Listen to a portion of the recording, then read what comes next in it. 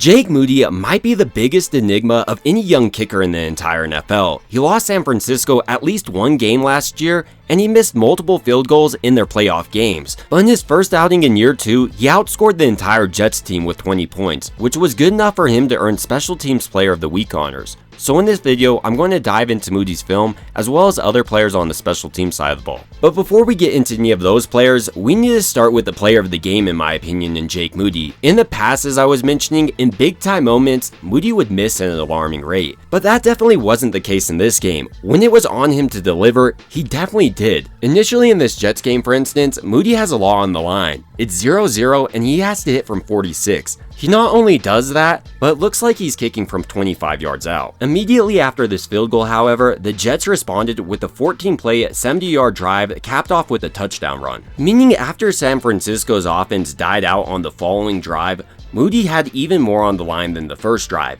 If he made this field goal, San Francisco's within 1 point. But if he did miss, this could have changed the entire trajectory of the game. Rodgers takes over right in the middle of the field, and their offense was humming. So even though this wasn't his longest field goal on the day, I would have to say it's his most impressive based on his past history. And then once San Francisco got up, he never relented, hitting then from 31, 53, 23, and 42. But his work didn't stop there, as he also hit 2 PATs in this game. While Moody has always been a talented kicker, I've really never seen this consistency out of him.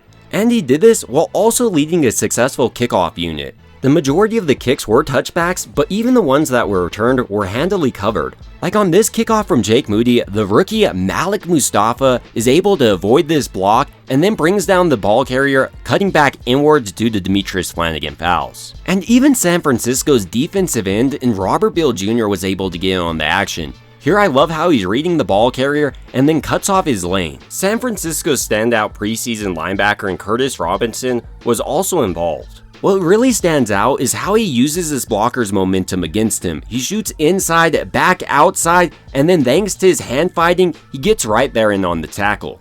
Outside of these kickoffs, I thought San Francisco's rookie selected in the 5th round, Jacob Coing, looked solid as a punt returner. On this return, for instance, he not only makes the guy miss, but he's quick to get upfield and pick up 8 yards. And on his other return of the day, you can see how his acceleration and agility make it nearly impossible for defenders to bring him down. You can see this coverage man clearly has Coing dead in his rights, but Coing also sees him, accelerates out of this, and is able to pick up 7. And going forward, if Coing is able to just get a sliver of a lane, he's going to be gone because he runs his 40-yard dash in 4.38 seconds. On the flip side of the punt unit, Mitch Wisnowski was only called on 1 time, but his lone punt netted 58 yards. And you really couldn't ask more out of the 2nd round rookie Renardo Green on this coverage. But ultimately, these are just some players that stood out to me on the special team side of the ball, and I'm really excited to see how Jake Moody progresses in year 2. And I want to hear how you feel about Moody and this unit head forward.